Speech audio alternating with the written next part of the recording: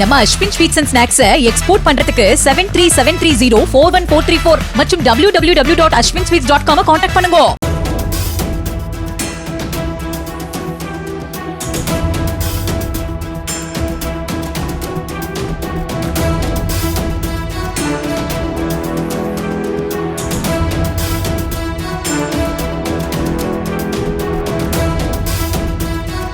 கிருஷ்ணகிரி மாவட்டம் ஹொசூர் ராயக்கோட்டை வீட்டு வசதி வாரிய குடியிருப்பு பகுதிக்கு அருகே உள்ள அன்னை அரவிந்தர் நகரைச் சேர்ந்தவர் சிவமூர்த்தி.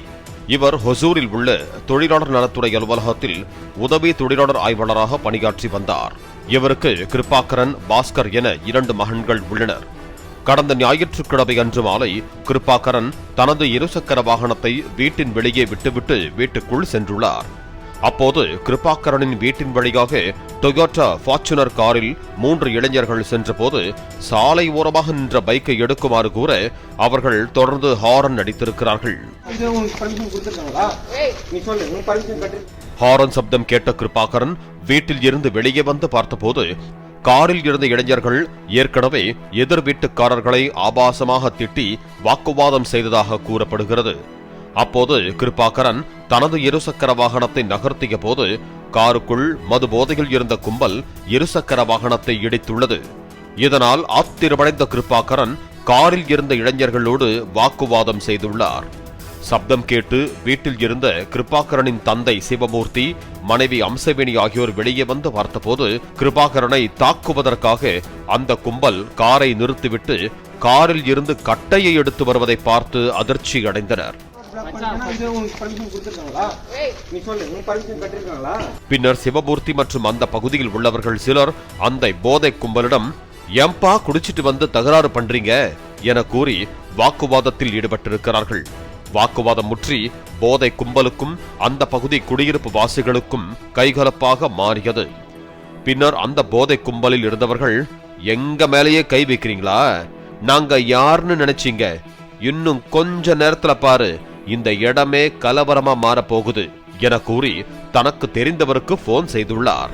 அடுத்த சில நிமிடங்களில் அங்கு காரில் சிலர் வந்திருக்கிறார்கள்.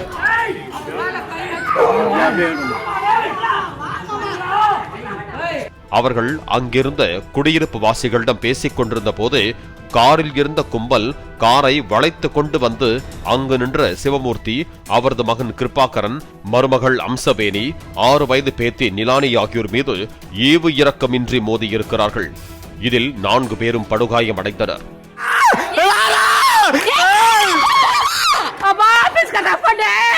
கால் முறிந்து சாலையிலேயே எழ முடியாமல் கிடந்த சிவமூர்த்தியை ஆத்திரம் தீராத போதை கும்பல் காரை ரிவர்ஸ் கியர் போட்டு பின்னாடி ஏற்ற முயன்றிருக்கிறார்கள். ஆனால் கார் மணலில் சிக்கி நகர முடியாமல் இருந்ததால் பின்னோக்கி காரை இயக்க முடியவில்லை.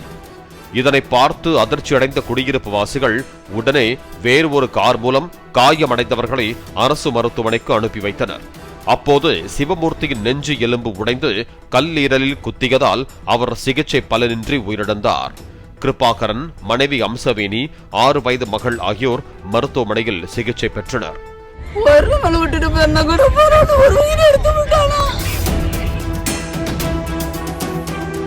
இதற்கிடையில் மது போதையில் இருந்தவர்களை டவுன் போலீசார் கைது செய்து விசாரணை நடத்தியதில் காரை ஓட்டிய 19 வயது ஆதித்யா என்பவர் ஹொசூர் தனியார் கல்லூரியில் 3ஆம் ஆண்டும், ஹரிஷ், ரித்திக்குமார் ஆகியோர் பெங்களூருவில் உள்ள தனியார் கல்லூரியில் 2ஆம் ஆண்டும் படித்து வருவது தெரிய வந்தது. ஆதித்யாவின் தந்தை சீனிவாசன் என்கிற மால்கிரி சீனா என்பதும் ஹொசூர் நகராட்சியின் முன்னாள் திமுக கவுன்சிலரான இவர் தற்போது திமுகவில் மாநில பொதுக்குழு உறுப்பினராக இருப்பதும் தெரிய வந்தது. வட்டிக்கு பணம் கொடுக்கும் தொழில், ரியல் எஸ்டேட் என செல்வாக்கோடு இருக்கும் மால்கிரி சீனாவும் அவரது ஆதரவாளர்களும் கிருஷ்ணகிரி டவுன் காவல் நிலையம் முன்பு குவிந்தனர். வண்டியில வந்தாங்க சார், ஹார்ன் அடிச்சாங்க. எதுக்கு ஹார்ன் அடிக்கிறீங்க என்னன்னு கேட்டோம். ரோட்ல நிறுத்திருக்கீங்க. சரி ஓரம் எடுக்கிறேன் அப்படின்ட்டு எடுக்க போனேன். அது அப்படியே ஓரம் எடுக்கிறதுக்குள்ளே பைக் மேலே விட்டு என் மேலே விட்டுட்டு போனாங்க. அப்புறம் நாங்கள் எங்கள் வீட்டில் இருக்கவங்க பக்கத்தில் இருக்கவங்களாம் ஏன் இப்படி பண்ணுறீங்க என்னன்னு கேட்டோம். அவரு ஃபுல் போதையில் இருந்தார், ஒன்றுமே முடியல. அவரு கார் ஓட்டிட்டு அப்புறம் கட்டை ஒன்று எடுத்துகிட்டு வந்து எங்கள் எல்லாரையும் அடிக்கிறதுக்கு வந்தார். அப்புறம் அக்கம் பக்கத்தில் இருக்கவங்களாம் எல்லாருமே வந்துட்டோம், கேட்டுட்டு இருந்தோம், எல்லாம் பேசிட்டு இருந்தோம். அப்புறம் அப்பா போய் கேட்க போனார், ஏன்ப்பா இப்படி பண்ணுறீங்க அப்படின்னு கேட்டுட்டு இருந்தார். இவன் திடீர்னு அங்கே தான் நின்றுட்டு இருந்தான். உடனே போயிட்டு கார் எடுத்துட்டு வந்து அப்படியே நானும் என் ஒய்ஃபு எங்க அப்பா குழந்தையோட நின்றுட்டு இருந்தோம். அப்படியே ஏத்திட்டான் மேல. அதுலதான் அப்பா மேல ஃபுல்லா ஏறிட்டு அப்பா ஹாஸ்பிட்டலுக்கு கூப்பிட்டு வந்தோம். அப்பா இறந்துட்டாரு. கையில அடிபட்டிருக்கு, காலில் அடிபட்டிருக்கு சார். ஒய்ஃபுக்கு கால் ஃபுல்லா அடி, குழந்தைக்கும் காலில் அடி. அதேபோல போலீசாரும் தேர்தல் நேரம் என்பதால் குற்றவாளிகளின் புகைப்படங்களோ சிசிடிவி ஆதாரங்களோ யாருக்கும் கிடைத்துவிடக் கூடாது என ஆதாரங்களை அழிப்பதிலேயே குறியாக இருந்து சம்பந்தப்பட்ட இடத்தில் இருந்தவர்களின் செல்போன்களை வாங்கி அதில் இருந்த வீடியோக்களை அழித்ததாகவும் கூறப்படுகிறது. அந்த சிசிடிவி கேமராவின் டிவிஆரை பறிமுதல் செய்த டவுன் போலீசார் அவற்றை தங்களின் கட்டுப்பாட்டில் வைத்துள்ளனர். யாருன்னு தெரியுமா? அவங்க தெரியல சார், யாருன்னு தெரியல. கேட்டா யாரோ பெரிய ஆளு அவங்க பையன் கூட்டு போயிடும் கூட இருந்தவங்கலாம் சொன்னாங்க. சரி, நாங்களும் அதனாலதான் எதுக்கு தேவையில்லாம வம்பு அப்படின்ட்டு நாங்களும் சைலண்டா தான் போனோம். இவங்க வேணும்னே மறுபடியும் ரிட்டர்ன் வந்துட்டு இதே பிரச்சனை பண்ணிட்டு இருந்தாங்க. எங்க அப்பா சொல்லதான் போனார், ஏன்பா இப்படி பண்றீங்க, இந்த மாதிரிலாம் பண்ணாதீங்க, போங்கப்பா, எதுக்கு தேவையில்லாம குடிச்சிட்டு இந்த மாதிரிலாம் பண்றீங்கன்னு சொல்லிட்டு தான் இருந்தாரு. இவன் எந்த இதுல நான் தெரியல, இவன் பாட்டுல கார் எடுத்துட்டு வந்ததே தெரியல சார். என் ஒய்ஃப் தான் பார்த்துட்டு கத்துனாங்க. நாங்க திரும்பி பார்க்கறதுக்குள்ள வந்து இடிச்சிட்டோம். வண்டியில எத்தனை பேர் இருந்தாங்க மொத்தம்? வேற எதனா இருந்ததா? அவங்க கூட 2-3 பேர் இருந்தாங்க சார். 2 பேரா 3 பேரா எக்ஸாக்டா தெரியல சார். காருக்குள்ள இருந்திருப்பாங்க, அதெல்லாம் தெரியும். தண்ணி போட்டிருந்தாங்க. நம்ம பெரிய ஆளு, நம்ம நினைச்சா என்ன வேணா பண்ணலான்றத பண்ணி காட்டியிருக்காங்க, அவ்வளவுதான். உண்மையா சொல்லணும்னா தண்ணி போட்டு போதையில நம்ம பெரிய ஆள் இல்லையா, நம்ம என்ன பண்றோம் பார்க்கட்டும் அப்படின்றது தான் அவங்க காமிச்சிருக்காங்க. ஏன்னா அவங்க பேசுனது அவங்க பண்ணதெல்லாம் அப்படிதான் இருந்துச்சு. எஃப்ஐஆரில் சாட்சிகளை சேர்க்க அந்த பகுதிக்கு போலீசார் சென்றபோது சாட்சி சொல்ல கூட யாருமே முன் வரவில்லை. சம்பவத்தின் போது அங்கிருந்தவர்கள் கூட எங்களுக்கு எதுவும் தெரியாது என பின் வாங்கி உள்ளனர். பண பலமும் படை பலமும் உள்ள ஒருவர் என்பதால் சாட்சி சொல்ல கூட தயங்கும் நிலையில் ஆடியோ, வீடியோ, சிசிடிவி என எந்த ஒரு ஆதாரத்தையும் வெளியே விடாமல் காவல்துறை தனது கட்டுப்பாட்டில் வைத்திருக்கும் நிலையில் தற்போது சில வீடியோக்கள் சமூக வலைதளங்களில் வெளியாகி உள்ளன. ஒரு பையன் வண்டி எடுத்துட்டு வந்திருக்காங்கன்னா, நான் உள்ள சமைச்சிட்டு இருந்தோம். இவர் என்ன பண்ணா ஆறு அடிச்சிருக்கேன். எங்க வீட்டுக்காரர் ஃபர்ஸ்ட் வெளியே வந்துட்டாரு. எங்க மாமனார் உள்ளதான் தூங்கிட்டு தான் இருந்தார். ஆனா இவர் வந்துட்டு என்ன கண்டினியூஸா ஆறு அடிக்கிறாங்கன்னு இவர் மேல வண்டி மோதிருச்சு, கீழே வண்டி விழுந்துருச்சு அவருக்கு. அப்புறம் உடனே அது பேர் என்ன, நான் போய் வந்து கேட்குறேன், என்ன போச்சு, அடிபட்டுருச்சு, ஏதோ அடிபட்டுச்சு. எனக்கு டால் வர போட்டாங்க. எங்கள் மாமனார் வந்த வேகத்தில் அவர் டால் போட்டு வந்துட்டாரு. புள்ள வர வெளியே இருந்தால் எனக்கு உயிரே இல்லை. ஐயோ புள்ள என்னாச்சுன்னு தெரியல, என்னன்னு தெரியலன்ட்டு அப்புறம் வெளியே வந்து நானும் கதவுல தட்டி வந்து பார்த்தா இது மாதிரி ஒரு பையன் சண்டைக்கு வந்துட்டு இருந்தான். ஒரு வளர்த்தியோ குச்சி வச்சுக்கிட்டு சண்டை இழுத்துட்டு இருந்தான். உடனே சரி வா போதையில் இருக்கானாட்டிக்கு நம்ம போகலாம், எந்த பிரச்சனையானு நம்ம செலவு பண்ணிக்கலாம், நம்மளுக்கு வம்பு வேணாம் வாங்கினே எல்லாம் நாங்கள் பேசிட்டு போயிட்டோம். எங்கள் மாமனார் உள்ளே போயிட்டாரு. இவரும் நான் வந்து வெளியே இருந்துட்டு சரி வண்டி தூக்கி நிறுத்திட்டு வரேன்டி அப்படின்னு சொல்லிட்டு நிறுத்திட்டோம். ஒரு அண்ணன் அவர் சொந்தக்காரங்களாட்டுங்கன்னா வந்தார். அந்த பையன் அந்த இடத்துலயே சுத்திட்டு இருக்கிறான், ஒரு வளர்த்தியே ஒரு குச்சி வச்சுக்கிட்டு. அந்த சொந்தக்காரன் அந்த அண்ணன் வந்தோடனே எல்லாம் பேசதானா போனேன், இது மாதிரி பண்ற பாருங்கன்னு சொல்லதான் போனேன்.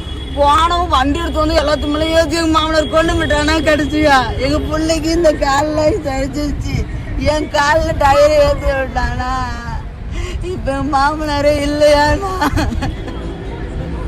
இந்த சம்பவம் குறித்து பேசிய உயிரிழந்த சிவமூர்த்தியின் மூத்த மகன் கிருபாகரன், அக்கம் பக்கத்தினர் இந்த சம்பவத்தை பார்த்த போதும் பயந்து கொண்டு ஒருவர் கூட சாட்சி சொல்ல வரவில்லை என கண்ணீர் மல்க தெரிவித்துள்ளார். சார் அந்த வீடியோலாம் பாத்தீங்கன்னா அவ்வளவு பேர் இருக்காங்க இல்லைங்களா. நமக்கு நேற்று போலீஸ்காரங்க வந்து கேக்குறாங்க, நாங்க யாருமே பாக்கல, என்ன நடந்துச்சுன்னு தெரியலன்றாங்க சார் எல்லாருமே. சார் உலகத்துல எல்லாருக்குமே அப்பா இருக்கலாம் சார். எங்க அப்பா மாதிரி உலகத்துல யாரும் இல்லைன்னு சார். எங்க அப்பா எங்களை அப்படி வளர்த்தாரு சார். சார் எனக்கு என்னன்னா சார், இப்படி பண்ணிட்டு நாளைக்கு ஏதோ பெயில் ஜாமீன் ஏதோ சொல்றாரு. அதுல அவனுக்கு மறுபடியும் வெளியில சுத்தினா எங்க அப்பாவுக்கு என்ன சார் இருக்கு.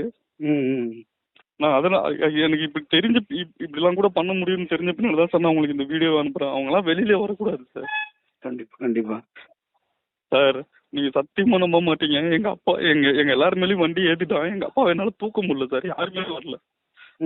இந்த ரைட் ஹேண்ட் பிராக்சர் ஆயிடுச்சு, என்னால தூக்க கூட முடியல சார் எங்க அப்பாவை. அவன் மறுபடியும் ஏத்துறதுக்கு பின்னாடி ரிவர்ஸ் எடுக்கிறான் காரை, அது மண்ணில் மாட்டிக்கிச்சு, வரவே இல்லை சார்.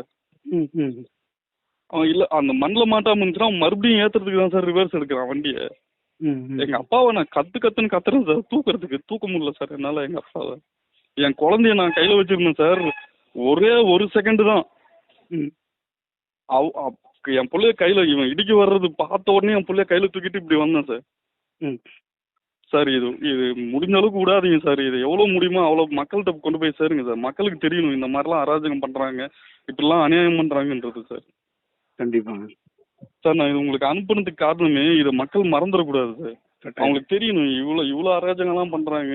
ஒரு கவுன்சிலராவோ சார், இத்தனைக்கும் அவங்க அப்பா இப்ப கவுன்சிலர் கூட கிடையாது, எக்ஸ் கவுன்சிலர் தான். சரி.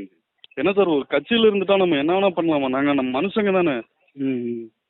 அப்படி என்ன சார் அவன் பண்ணியிருப்பான் சார்? நானும் எவ்வளோ பேர் குடிச்சு சண்டை போடுறத பார்த்துருக்கேன், எவ்வளோ பேர் சண்டை போடுறப்பெல்லாம் கூட சமாதானப்படுத்திருக்கேன். அப்படி என்ன சார் குடிச்சிருப்பாங்க? அப்படி என்ன இவங்களுக்கு கிடைச்சிருக்கும் சொல்லுங்க, யோசிச்சு பாருங்க சார். ஒரு நம்ம அவ்வளோ எனக்கு தெரிஞ்சு உலகத்துல எவ்வளோ பெரிய ஆளுங்களாம் கூட இந்த அநியாயம் பண்ணுவாங்களான்னு தெரியல சார். இவனுக்குலாம் என்ன சார் வயசு ஆகுது? அப்படி என்னத்த குடிச்சிருப்பான்? அப்படி என்ன அவங்க வீட்டில் சொல்லி கொடுத்துருப்பாங்க, நம்ம அவ்வளோ பெரிய ஆள்றான்னு என்ன வேணா பண்றேன் நான் பாத்துக்கிறேன்னு. சார் தயவு செஞ்சு இது விடாதீங்க சார். இது எவ்வளோ முடியுமோ அவ்வளோ இது பண்ணுங்க சார். கண்டிப்பா சார், கண்டிப்பா நான் பார்த்துட்டு நான் சார் லோக்கல்ல இதை பத்தி பேசவே இல்லை சார். யாருமே லோக்கல்ல இதை பத்தி பேசவே மாட்டேன்றாங்க. கொலை செய்ய பயன்படுத்திய காரை பறிமுதல் செய்த போலீசார் கைதான மூவரையும் தர்மபுரி சிறையில் அடைத்தனர்.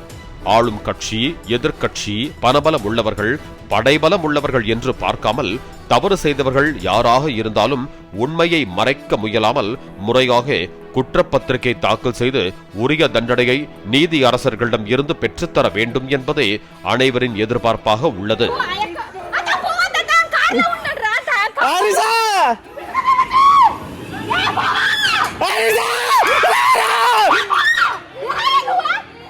கடந்த வாரம் காவேரிப்பட்டினத்தில் அங்காளம்மன் கோவில் மயான கொள்ளை திருவிழாவில் அரசியல்வாதியின் மகன் 15 பேரை அரிவாளால் தாக்கிய சம்பவம் பரபரப்பை ஏற்படுத்திய நிலையில் மற்றொரு அரசியல்வாதியின் மகன் கார் ஏற்றி கொலை செய்த சம்பவம் அதிர்ச்சியை ஏற்படுத்தி இருக்கிறது. பாலிமர் செய்திகளுக்காக கிருஷ்ணகிரி செய்தியாளர் சத்யா.